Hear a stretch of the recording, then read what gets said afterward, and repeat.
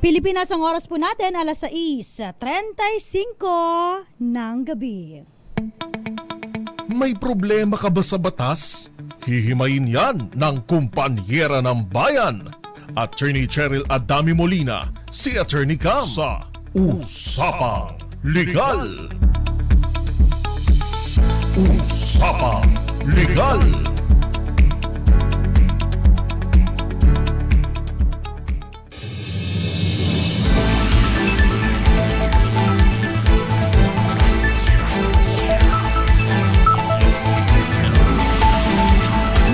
Magandang gabi po, Luzon, Visayas, Mindanao.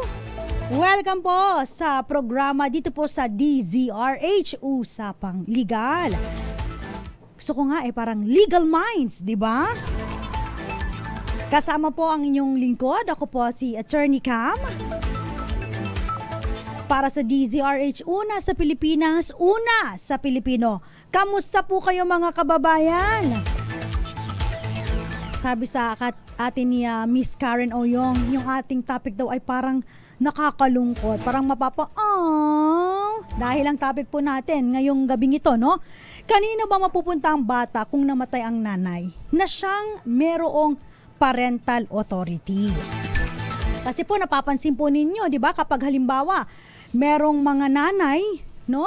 Kapag siya po ang nag-exercise ng parental authority, alam naman po natin, no, na kapag hindi po kasal ang dalawang magsing-irog at nagbunga ang kanilang pagmamahalan o di kaya nagbunga ang kanilang sexual na aktibidad, napupunta po ang parental authority sa nanay, di ba? Dahil sabi po ng ating family code, no? Ang kustodiya doon po sa mga ipinanganak, no, na hindi kasal ang kanilang mga magulang ay syempre sa nanay. Kaya naman ang tanong natin, no, papaano kung halimbawa po namatay ang nanay na siyang merong parental authority? Kanino na po mapupunta ang bata? Automatic na sa tatay po ba? Kasi alam naman po natin, no, pag mag-asawa, walang problema po yan. Pag namatay ang nanay, buhay ang tatay, syempre kay tatay yan. Papaano naman kung halimbawa hindi kasal? Nag-aagawan, dito po nagkakaroon ng problema. Nag-aagawan po yung tatay at saka po yung lolo't lola nung bata sa kanyang nanay, no? Sa kanyang maternal grandparents. Pag paternal kasi sa tatay po yan, no? So, dito po ninyo nakikita, no? Aside from si lolo't lola, nakikipagkagawa, no? Doon sa kustodiya ng bata, minsan, napapanood din yung nagva-viral, no?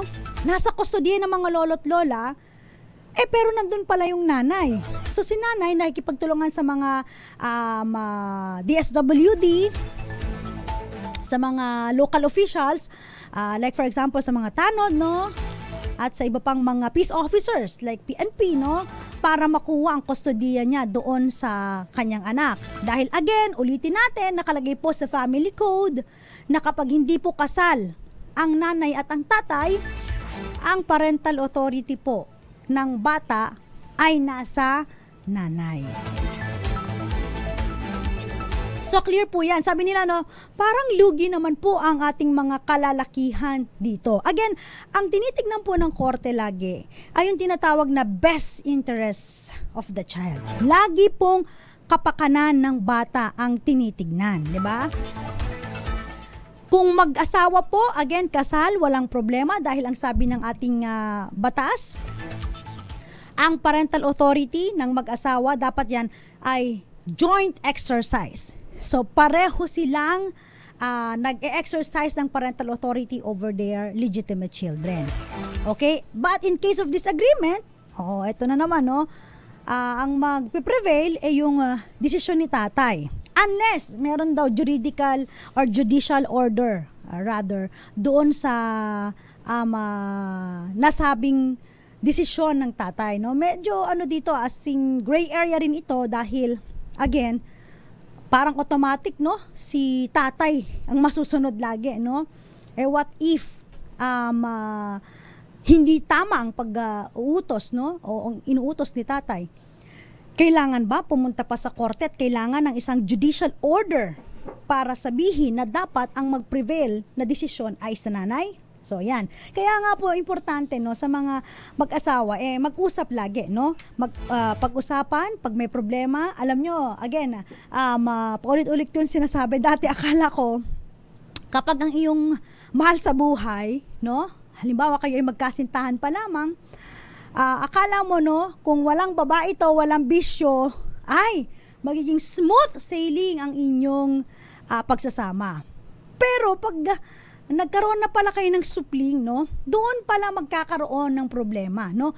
Again, yung mga nakikinig ngayon ng mga mga magsing-irog, no, walang problema, inisip nila, walang problema kung kasi source ng ano yan ng hiwalayan, yung third party, yung barkada, 'di ba, no?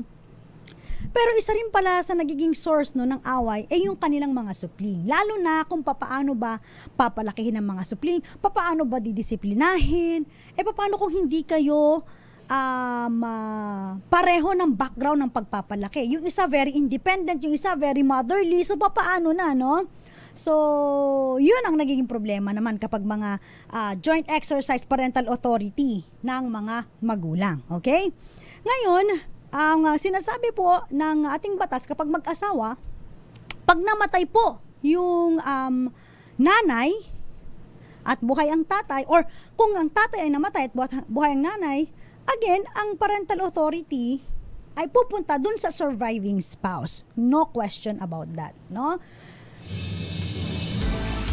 Pero may ano rin, no? Halimbawa naman kung hindi nga sila naghiwalay dahil sa kamatayan, papaano kung naghiwalay sila dahil ito na, pumasok na ang third party. Nagkaroon ng tinatawag natin na separation in fact. Ayan, at kung sa ano po, no, sa legal parlance, so separation in fact, no. Pero ano ba ibig sabihin nito? Pag separation in fact, sila po ay naghiwalay dahil sila po ay nagdesisyon lamang. So ibig sabihin, hindi po sila dumaan, no, sa korte, no, para sila po ay mapawalang bisa ang kanilang kasal. So anong mangyayari, no? Kung meron pong ganitong mga pangyayari, ayan, dito na nagkakagulo din yung mga mag-asawa. Meron din tayong separation because of, ayan na, halimbawa dumaan sila sa legal separation o kaya naman po nagkaroon ng petition for declaration of nullity of marriage o kaya naman po nagkaroon ng petition for annulment. Yan. So, kanino na mapupunta? So, again po, no, laging tinitignan ng korte ang mga relevant consideration at papasok din po dyan, no, yung tinatawag natin na tender age rule, no, kung halimbawa ang bata ay below 7 years of age, no, na hindi to maseseparate sa kanyang nanay unless mapatunayan na unfit, no, ang nanay. So, titignan din dyan yung choice ng bata kapag siya ay over 7 years of age. Titignan, marami pong mga konsiderasyon, no, na tinitignan po, no, lagi sa welfare po ng bata. So, hindi po laging dinidisregard yung child's health, yung kanyang safety and welfare, yung kanyang physical, emotional, spiritual, psychological, and educational environment. So lahat po yan, no, holistic development and growth, kabuuan. So yan po yung mga konsiderasyon na sinasabi ng ating batas, no, para tignan kung saan nga ba mapupunta ang kustodiya ng bata. Best interest of the child. So balik tayo doon sa tinatawag natin na eto na, yung custody over illegitimate children or non-marital child. Non-marital child, again po, sila po ay mga bata na isinilang na ang kanilang magulang po ay hindi kasal, no? Sabi po sa ating batas, no, na ang mga bata po na na-conceive at pinanganak po outside a valid marriage, no, ang kustodiya po or parental authority ay nasa nanay. Okay? Pero, syempre, ang mga tatay, meron po silang tinatawag na visitation rights, no? Ibig sabihin, hindi po pwede na hindi pakita sa kanila ang bata at hindi rin po pwede na ipagdamot ang bata sa kanila, no? Dahil sa ating order of nature, kailangan din po, no, ng tatay na makita. Natural sa mga tatay na tignan ang development ng kanilang anak, kung kaayos ba ang kalagayan ng kanilang anak. At natural po sa isang bata na makilala ang kanyang tatay, no? Sometimes po, no, ako isang nanay, no, may mga bagay na parang iba rin po ang development kapag nakikita ng mga bata na sila po ay may ama na tinitingala, kinakausap. Kasi meron pong epekto, no, kapag sila po ay lumaki sa nanay lamang at walang tatay, no. I'm not gonna dwell on that, pero doon sa mga ibang mga pagsisiyasat, so malaki ang epekto rin po, no, kapag ang nanay at tatay ay nakikita ng isang bata, no, habang siya ay lumalaki. So meron itong epekto sa kanya. Ngayon, ang tanong, pag namatay po yung nanay, dahil siya nga po may parental authority, sino po ba ang dapat kumuha ng parental authority or kustodiya ng bata, no, na dati po ay nasa nanay lamang? Kasi po, again, mag-aagawan po dito ang tatay at yung nanay at tatay nung nanay niya o yung mga maternal grandparents, no? Okay, again po ang concept ng substitute parental authority in case of death, pagkamatay, absence, or unsuitability of the parents. Eto, papasok po yung tinatawag natin na substitute. Parang laro lang, no? Sub, no? Sino ang sasub dito, no? Substitute parental authority. So, sino po ba ang sinasabi sa substitute parental authority? Kapag ang nanay ang merong sole parental authority. We're talking about sole, nag-iisa lang siya, no? Ang sabi dito ay ang surviving grandparent. Pero again, in case of several instances, tinitignan din po, no, taking into consideration yung sinabi ko kanina, welfare ng bata, yung health, yung kanyang safety, at again, best interest ng child. Kasi po nakalagay po, no, sa order of parental authority, again po, surviving grandparent ang nangunguna dyan. Pangalawa po, yung oldest brother or sister over 21 years of age. And then yung pangatlo, child's actual custodian. Okay? Over 21 years of age unless fit or disqualified. So, ibig sabihin, no, binibigyang bigat sa substitute parental authority ang mga lolo't lola, no, para humalili kapag nawala po yung nanay po ng bata na ipinanganak na hindi kasal ang nanay at tatay. Okay? So, clear sa mga iba dyan na nagtatanong na bakit sa kanya? Ako naman yung sa akin naman nanggaling yung batang yun. Kung hindi dahil sa aking partisipasyon ay hindi mabubuo yung bata. Tama naman, no, mayroon namang rason. Kaso nga lang po, no, yun po yung difference kapag kasal sa hindi kasal. Again, kapag kasal kayo, walang problema. Pag namatay si nanay, ang magsasubstitute. Actually, walang substitute parental authority. Dahil andyan yung tatay, si tatay mag-exercise ng parental authority. Kaso, itong nanay ngayon na pinag-uusapan natin, no, hindi kayo kasal nung nanay. So, yung kanyang parental authority, sole parental authority, kanya lang yun, no? At dahil dyan, kung namatay siya in case of her death, papasok, bibigyan bigat yung substitute parental authority. In fact, kinlaro po ng Korte Suprema last year, no? May kaso po na pumasok sa kanila kung saan in-apply po yung substitute parental authority. Kung kanino nga ba mapupunta. Ayan. dito mo tayo sa ating kwentuhan. Kwentuhan with Attorney Cam. Para po, no, guided po, no, yung ating mga kababayan. Kasi nowadays po, no, aminin man po natin sa hindi. Marami po ngayon ang very liberated na ang kanilang konsepto pagdating po sa pagkakaroon ng anak, no? Dati nung unang panahon, sa mga lolo't lola ko, no, makita lang kayo na magtabi sa kwarto, ay hindi po pwedeng walang kasal yan. Kahit sabihin mo na shotgun wedding, kailangan magpakasal kayo. Ganun nung unang panahon eh.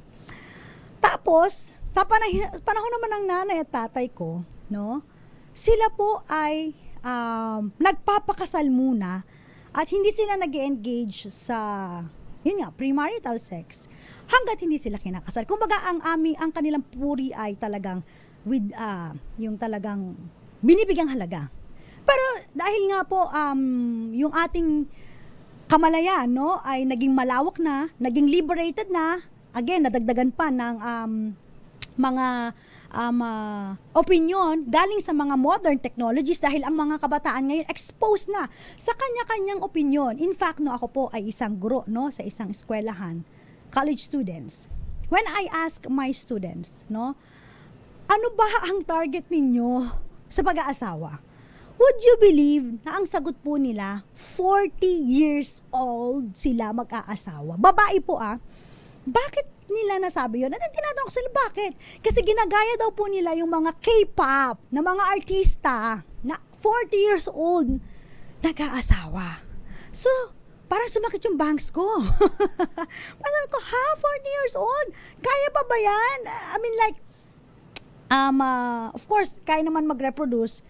Pero mas magiging slim kasi yung chance. Kasi ang age po, ayon sa ating scientificong expression, no, ang best age talaga suited for a female, no, is of course, pag nag-start na sila na mag-menstruation. Pero ayaw naman natin ng 13, 14. Gusto natin nasa legal na edad. 18 years old, 20, hanggang, yung, 20 to 30s, yan. Parang nandiyan ka sa pinaka-ripe na period.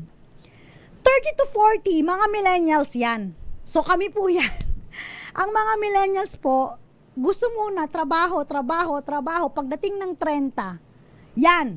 Mag-aano na po yan, mag-aasawa na. So ako yan, kasama ko yan sila Nicole Liala, DJ Maria Morena, DJ Leka Barista, DJ Rakitera, lahat yan. Nagpakasal. 30 years old. Okay? Ngayon, Gen Z, we're talking about Gen Z. Ngayon, ang gusto nila, 40 years old na. Imagine, can you imagine, gusto nila mag-asawa na 40 years old. And then I asked, kung tatanungin, ilan ba ang anak na gusto ninyo? Okay? Yung iba kasi, sa mga panahon ng lolo't lola ko, 10 sila. No? Yung lolo't lola ko sa father side, 10 ang anak. Lolo't lola ko sa mother side, 9 silang anak. Pagdating sa tatay ko, no, ano sila? 4 or 5. 4, 5, 6. Yan yung mga general average ng anak. Pagdating sa edad namin, ano na lang, 3, 2. In fact, nung tinanong ko yung mga estudyante ko, ilan ang gusto mo anak pag ikaw ay dumating na sa punto na magkakaroon na ng anak, no? Dahil nga gusto nila 40, pwedeng wala daw, pwedeng isa lang. Sabi ko, paano mangyayari kung isa lang, wala kang contribution sa population, di ba? Ano ba sabi ni Elon Musk sa Japan before? Japan will cease to exist pag pa-decline ang population. In fact, sa atin nagde-decline na din siya. So, dapat kung may gusto kang contribution, 3 ang gawin mo. Kasi yung 2, kapalit niyo yung mag-asawa, yung isa, yun yung contribution mo sa population, right? So, nabanggit ko lang ito dahil nga doon sa pagiging liberal na, no, na pag-iisip ng mga kabataan. In fact, they are very much into live-in muna. Pag okay, saka magpapakasal. Kasi dati po, ang live-in parang tabu. Ngayon po, nagli-live-in muna sila, nagpapakasal. At in fact, yung iba ang gusto po, anak lang. Ayaw ng asawa kasi sakit daw sa ulo. So may mga ganun pong mga opinion, very liberated dahil meron tayong teknolohiya. So ang mga kabataan ngayon talagang medyo na sila, malawak ang pangunawa nila, no? So hindi na parang kabayo na may tapalodo. So kung ganito ang mga nangyayari, kadalasan po, no? kadalasan po ngayon sa ating society, we tolerate na hindi na po uso ang kasal, no? Parang ang nangyayari hindi na nagpapakasal, nag-aanak na lang, no? Again, I'm not talking about dun sa pagkakaiba ng paniniwala sa ating relihiyon. And of course, dito sa ating society. So, ganun na po kasi, no? Very liberated na ngayon. Pero ang ating batas kasi at that time, ginawa po yan 1987. So, kapapanganak ko pa lang noon. Ang pangunawa nila noon, syempre, merong sanctity kapag ang dalawang tao po ay nagpakasal. No? Kaya po dito, sa batas na ito, medyo parang lugi lagi yung mga lalaki pagdating sa kustodiya ng bata. Kapag nagkaroon na ng parental authority, pag halimbawa ng anak, no, ang nanay. Kasi again, pag over illegitimate children or non-marital child or children, sa nanay po ang kustodiya niyan. Pag namatay, lolo't lola. Pero meron pong dinagdag. Interesting po yung case na tatalakayin natin dahil meron pong pinaliwanag ang Supreme Court sa desisyon nila last 2024 regarding sa substitute parental authority. Mamaya pag-uusapan natin yan sa pagbabalik po ng DZRH Usapang Legal. Shoutout din tayo mamaya, kaya dyan lang po kayo, huwag kayong aalis. Oras po natin. 4 na minuto bago sumapit ang 7:00 ng gabi.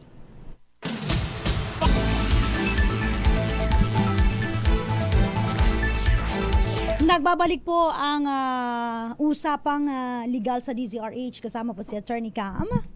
At pinag-uusapan po natin kanino po ba dapat mapunta ang kustodiya ng isang bata kung namatay po ang nanay na siyang merong sole parental authority doon sa bata. Again po, ito pong case na ito ay kaso kung saan ang nanay at tatay po ay hindi kasal. Pero bago yan, shoutout muna ako ng mabilis lang ng bonggang-bongga. Sa mga nanonood po sa atin sa my DZRH News Facebook Live, magandang gabi. Shoutout po of course kina Josephine Garimbao ng Michigan, Pabs Layam, Ellen Jeronimo, at si Rodel Anasio, at ganun din po si Lakay Deon dito po, Violeta Sombrano, Henry Gael, at Anthony Abrenica, Reynaldo Pansha. Sasagot tayo sa mga question ng ating mga kababayan. Screenshot ko lang muna para mamaya balikan ko lang kasi baka pag nag-scroll down ako mawala sa ating radar yung kanilang mga questions. Shoutout din po kay Alan Evaristo. Okay. So ganito po pinag-usapan po natin ang kaso na dinesisyonan po ng Korte Suprema. Napakaganda kaso nito dahil nilinaw po nila yung substitute parental authority kapag ang nanay po ay namatay at siya po ang nag-exercise ng sole parental authority or custody. So ito pong kasong ito ay nag-stem sa kaso ni Winston, si Sir Winston na lang ang tawagin natin sa kanya, kung saan nag-file po siya ng habeas corpus sa RTC, at gusto niya na siya ang kumuha o maging magkaroon ng permanent custody doon sa kanyang anak na minor. Dahil namatay po ang nanay nito matapos ipanganak yung bata. Okay? So meron pong dalawa nanay tatay pero hindi sila kinasal, namatay po yung nanay sa panganganak. So ang kustodiya po kasi parang ang kumuha nung bata ay ang grandparents nung nanay, pero actually hindi niya talaga yung nanay at tatay kundi kapatid ng nanay at tatay niya. So collateral grandparents ang tawag natin dito, At sila po ang kumuha at nag-file po, Ang gusto nung tatay siya ang maging magkaroon ng parental authority over dun sa kanyang anak, no? So ang nangyari po, no, pagdating po sa Regional Trial Court, pinagbigyan po, no, ang petisyon ni Winston na i-award sa kanya yung bata dahil merong DNA test result na pinakita at nakalagay doon na 99.99997 probability ng paternity. So pinakita niya, ako ang tatay ng batang yan, so dapat nasa akin yung permanent custody. Hindi dapat dun sa collateral grandparents. Okay. Ngayon, ang in-apply po kasi ng RTC, yung batas na sinasabi na in case of death of either parent, the parent present shall continue exercising parental authority. Okay. Ngayon, ang mga collateral grandparents, mga lolo't lola, nag-file po sila ng motion for reconsideration. Okay? Dininay ang motion for reconsideration, nag-file ng petition for certiorari sa CA, dininay ng CA hanggang nakarating po sa Korte Suprema. Okay? At eto na po, no? Sabi ng Korte Suprema, mali ang desisyon ng RTC na i-award yung bata sa kustodiya ni Winston based lang dun sa parentage na tinatawag natin, yung pag namatay yung either isa, so sa surviving spouse, dapat doon yun. Dapat, ang in-apply daw po doon, yung Article 214 ng Family Code. Kung saan sinasabi po doon na in case of death, absence, or unsuitability of parents, substitute parental authority shall be exercised by surviving grandparent. So, ibig sabihin, dapat, ang in-apply doon ay hindi kung sinong nabubuhay na parent, no? Dapat ang in-apply doon kung sino ang magsa-substitute, no? Doon sa parental authority nung nanay.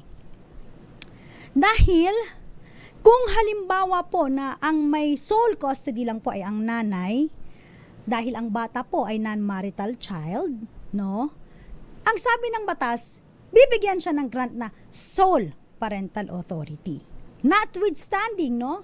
Kahit na ni-recognize siya ng tatay na, anak ko yan, ang status pa rin ng bata, non-marital child, ang parental authority, sole parental authority sa nanay. At kung sole parental authority ang ginrant sa nanay, kung namatay si nanay, substitute parental authority ang dapat na manaig. Okay? So, clear po yon. So, dapat si surviving spouse, surviving grandparents, not yung surviving parent o yung tatay na nabubuhay, no? Kahit na hindi naman sila kasal. Otherwise, ang sabi ng Korte Suprema, sinusircumvent natin yung binigay natin na sole parental authority over illegitimate child or yung non-marital child doon sa nanay. Binigyan niya natin siya ng grant eh. Pag nawala siya, automatic sa tatay. Baka magkaroon pa ng mga no? Mga kaso kung saan, baka yung tatay, pag gustong kunin yung bata, knock on wood, baka kung anong maisip na gawin sa nanay, no? So, dahil siyang merong sole parental authority, substitute parental authority, lolo't lola. Yan, clear yan ha, sa mga tatay. Yun lang po ang disadvantage, no, kapag sa mga tatay. Kapag hindi kayo kasal. Pero, eto yung pinaka-kicker doon sa may kaso. Ang sabi ng korte, pero hindi naman automatic absolute disqualify na si tatay na mag-exercise ng substitute parental authority, no? Kung siya po ay child actual custodian, ibig sabihin, sa kanya lumaki yung bata, in the absence of nanay o kaya biglang namatay nanay, sa kanya na talaga lumaki yung bata, pwede siyang mag-exercise ng parental authority at pwedeng ibigay sa kanya yung kustodiya. Isipin mo, bakit? Di ba sabi nga ng batas, nanay? Kasi po ganito, meron pang isang kicker dyan. Kasi po, dapat daw, ayon sa Korte Suprema, bukod doon sa substitute parental authority, dapat tignan din yung holistic growth and development ng bata, no? Okay, child's healthy and safety. Tignan mo yan. Welfare ng bata. Most suitable physical, emotional, and spiritual, psychological, and educational environment. What do you think kung halimbawa sa kanya lumaki yung bata, tas biglang namatay yung tatay? Syempre, ang kilala ng bata, yung tatay niya, yung mga kaibigan niya nandoon, ayos naman ang kanyang educational environment, physical and emotional, spiritual, no? Nahon na ng tatay. So, tingnan mo yung best interest ng bata. Mukhang dapat sa tatay ito. 'Di ba? Kaya, kapag actual custodian ang bata, medyo advantage siya pagdating doon sa child's health, safety, and welfare.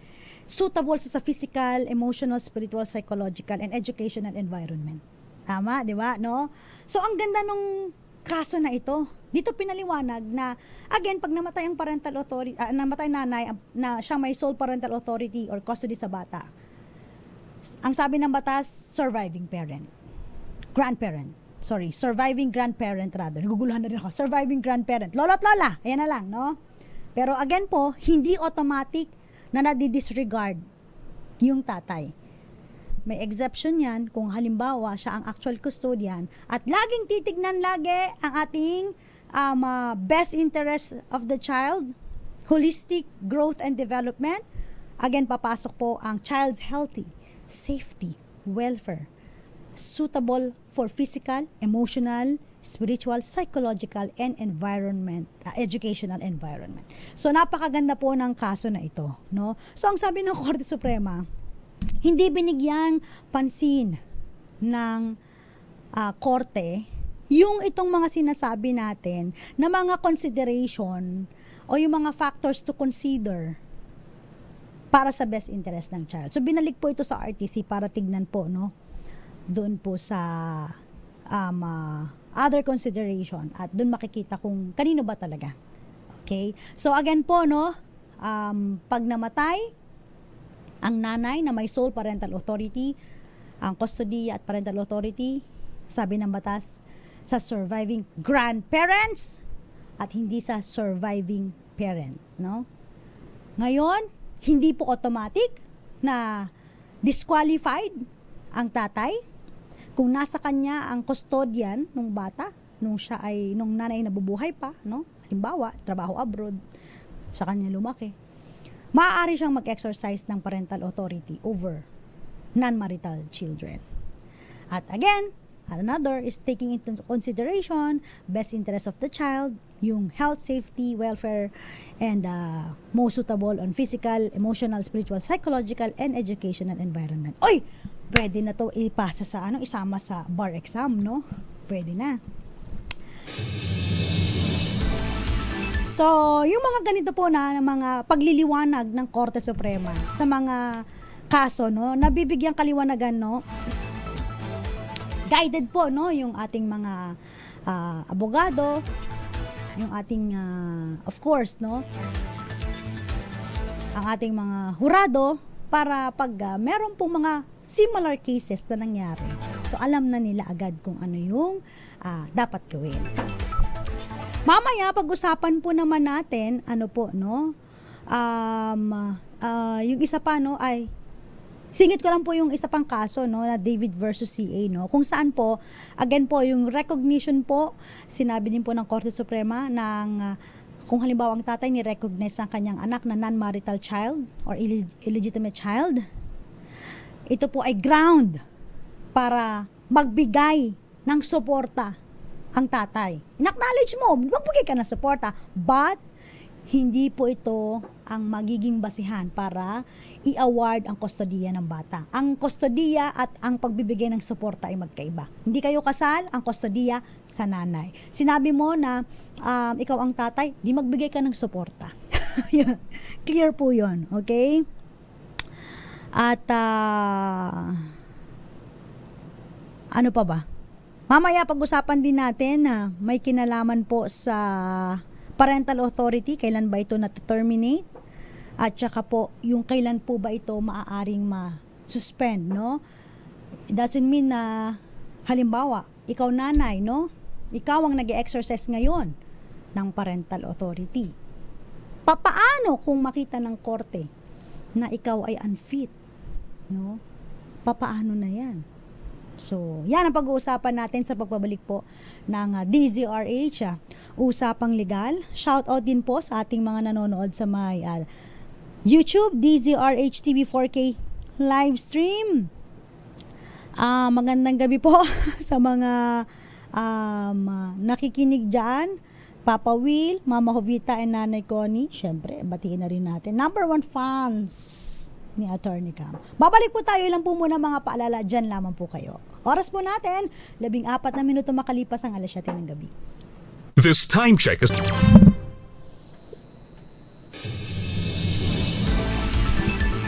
Tanggap muna tayo ng report mula kay RH27 Noche Kaka sa isasugutan sa sunog sa Makati. Nako, sunog. Pero good thing, no, naapula na at wala naman pong namatay. Ano po? RH27 Noche Kaka, ibalita mo nga to, Noche. Attorney Cam, sugatan ang 59 anyos na lalaki sa sunog na sumiklab sa Adora Street, Barangay Tejero sa lungsod ng Makati. Nagtamo ng first degree burn sa kaliwang noo at ang lalaki kabilang ay yung kaliwang braso at sa bahagi ng leg sa kasagsagan naman ng pagsalba ng kanilang kagamitan. Ayon sa report ng Makati City Bureau of Fire Protection, nasa more or less 10 bahay ang nasunog. Tansya naman nila nasa 45 more or less o more tansya nila nasa 45 na pamilya naman ang nawalan ng tirahan. Naapula ang sunog alas 4:40 kanina na naitala naman sa second alarm. Patuloy pang iniimbestigahan ang sanhi ng pagsiklab. Arit sa 27 at sikakas DZRH, una sa Pilipinas, una sa Pilipino. Maraming salamat, Noche Kakas. Balikan po natin ang syempre ang topic natin ngayon. May naalala lang po ako, no. Kasi po, no, may kinalaman sa non-marital child at saka ibig sabihin po, no, yung illegitimate children or illegitimate child, no. Tandaan po ninyo na ayon po sa Republic Act 9255, pinapayagan na po, no, na ang mga non-marital children or illegitimate children na gamitin ang surname ng kanilang tatay, no? Dati po kasi kapag halimbawang ang bata po ay hindi pinanganak sa hindi kasal na mga magulang, ang ginagamit po niya na apelyido ay apelyido ng nanay.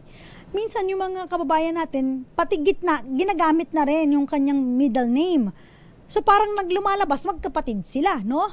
Which is dapat mali, no? Kapag halimbawa po ang bata ay sinunod sa pangalan ng nanay, dapat walang middle initial yan. Kaya yung mga nagtatanong, bakit ba laging walang middle initial? Huwag na kayong magtanong. So ang ibig sabihin yan, yung bata po ay sinunod sa pangalan ng apelyido ng nanay. Ngayon po with the RA 9255, binapayagan na po, no, na gamitin ang apelyido ng mga tatay kahit po sila ay hindi kasal. Okay? Kasi po nagiging source po ito ng bullying sa eskwelahan, yung pagsasabi ng anak sa putok sa buho, mga ganun po, no? At alam naman po naman natin na hindi kasalanan ng bata na siya ay pinanganak, no? Na hindi kasal ang kanilang mga magulang para siya ay masubject sa bullying. Ano po? Okay. So, lumabas itong RA 9255. Pero alam nyo rin po ba, interesting, kasi meron pong lumabas na kaso na kung saan ang bata naman po ay nagpetisyon sa korte, no, na gamitin ang apelyido ng nanay niya instead nung tatay niya. Okay? So meron siyang ano po, no, meron siyang itong kaso na to, napakaganda pong case na ito. Kaya naalala ko lang po, no. Gusto ko lang i-share sa inyo itong case ni na dinesisyonan po ni Associate Justice Marvic Lunen. Okay? Kung saan po at that time, kailan ba itong kaso na ito? 4 years ago, if I'm not mistaken. meron pong isang petitioner, no? Ang kanyang ginagamit na apelyido ay ang surname ng nanay niya, Balyaho. Ayan. Siya po ay pinalaki ng kanyang nanay at pati ang kanyang mga kapatid, no? As a solo parent, no? Pero ang nakalagay talaga sa apelyido niya ay Anacleto yata, if I'm not mistaken, ano po, no? Ngayon, ang sabi ng korte, no, kasi nakarating na, syempre, dininay yung kanyang request na gamitin ang apelyido ng nanay, dapat ginagamit ang apelyido ng tatay, no? Kasi sila po, no, pinanganak siya, not as an illegitimate child, pinanganak po siya, nakasal ang nanay at tatay nila. So, ibig sabihin, kung kasal ang nanay at tatay nila, ang apelyido niya sa tatay. Pero dahil ang nanay ang nagpalaki sa kanya, solo parent, pati yung mga kapatid niya, gusto niyang i-honor yung kanyang nanay na gamitin ang apelyido ng nanay niya. Instead, yung tatay niya na hindi naman niya kinalakihan at wala naman sigurong naiambag doon sa kanila. Okay. Ngayon, so denied. Kasi sabi ng batas natin, legitimate children shall have the right, number 1, to bear the surnames of the father and the mother in conformity with the provision. And yung sabi ng isa pang article ay yung sa Civil Code 364 na legitimate and legitimated children shall principally use the surname of the father. Sabi ng korte, principally. So hindi naman siya exclusively na dapat ang gagamitin lang ang apelyido ng tatay. No? So hindi ibig sabihin exclusive na pag ikaw pinanganak ka sa nanay at tatay mo, gamitin mo apelyido ng tatay mo. Dito nga sa case na to, ayaw niyang gamitin yung apelyido ng tatay niya kasi nga, parang wala naman daw na ambag sa kanila kasi gusto niya i-honor yung kanyang nanay, solo parent, at iyon ang kanyang ginagamit sa kanyang mga records. At wala din daw po, no? Nakalagay dun sa grounds for changing the names, no? Sa Pilipinas. So, inapila niya talaga na palitan yung kanyang apelyido. At sabi ng korte, pwede na palitan ang apelyido, no? Kasi yung connotation na gagamitin ang apelyido ng tatay, very patriarchal, no? So, ito si Justice Leonen kasi ay parang very liberated na siya, no? In interpreting yung mga salita doon sa ating probisyon. So, ngayon, inaalaw po, no, napalitan ang apelyido ng mga bata kung gusto nilang gamitin ang apelyido ng kanilang nanay, especially kung ang nanay ang naghirap, nagpalaki at solo parent, no? Anyway, yan po yung isa sa mga interesting topic. Alam niyo po ba, meron pa akong isang gustong i-discuss, pero next time na lang siguro, no? Kung saan ang mga nag-abandon na po sa mga asawa nila in a certain number of years ay kinukonsidera na merong psychological incapacity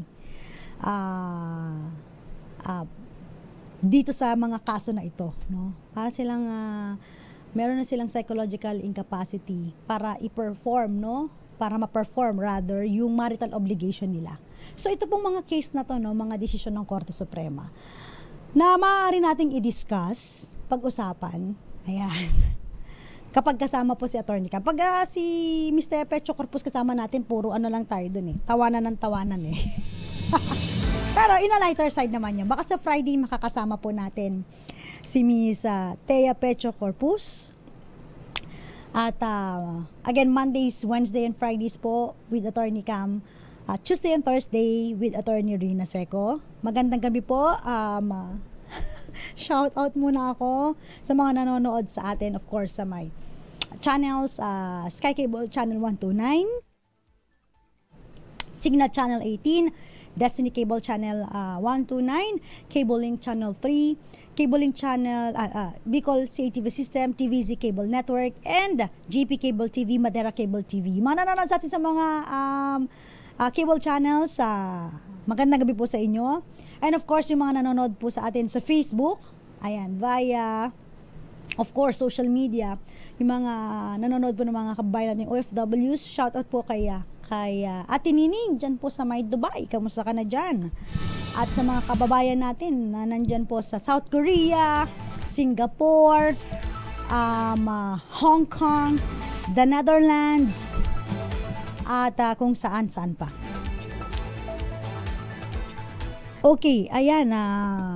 Magandang gabi rin po.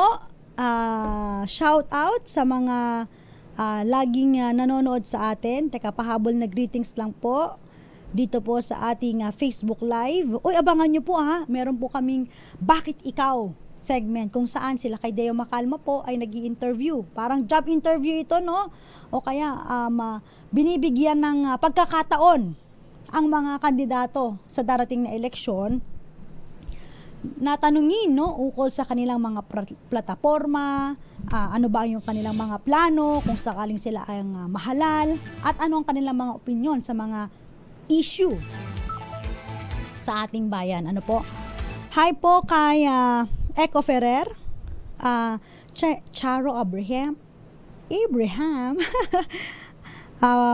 Valentino Poncha, Henry De Lohan, uy, pabati daw Jericho Ferrer, last Wednesday, birthday mo. Happy birthday, Reynald and Lucy Lerion dyan sa may Tontunan, Clarin Bohol. Teka, may in-screenshot to kanina, may question yung ating mga listeners. Ayan, hanapin ko lamang po ha. Bigyan nyo lang ako ng ilang minuto para mabasa yung kanilang mga question. Sabi dito,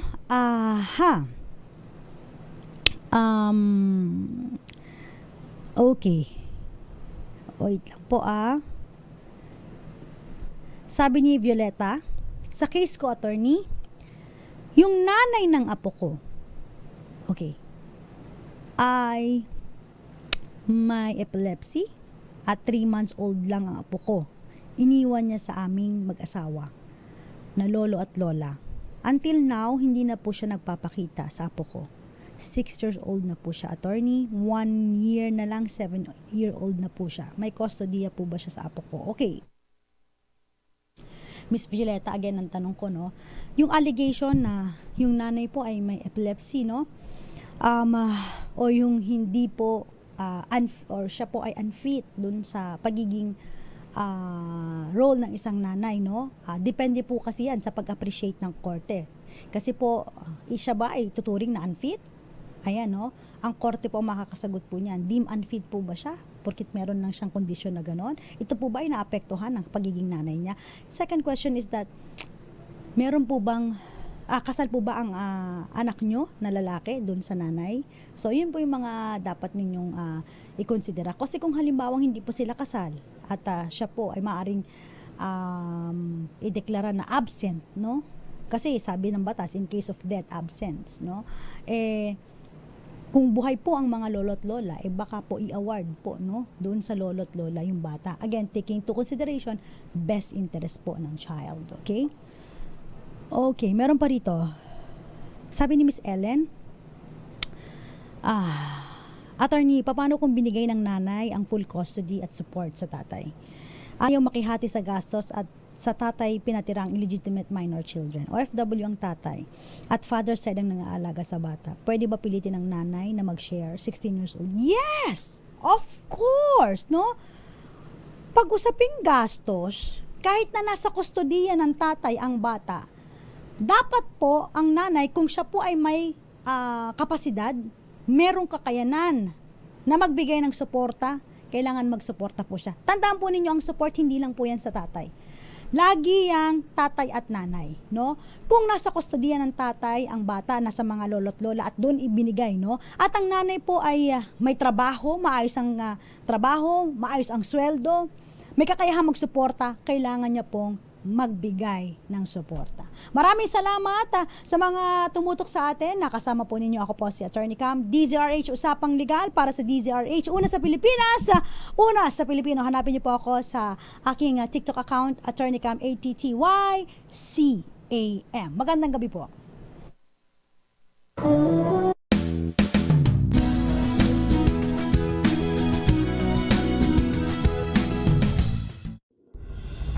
Tuloy-tuloy ang pagtulong, tuloy-tuloy ang pagseserbisyo, at tuloy-tuloy ang balitaan kasama si May Binauhan sa Operation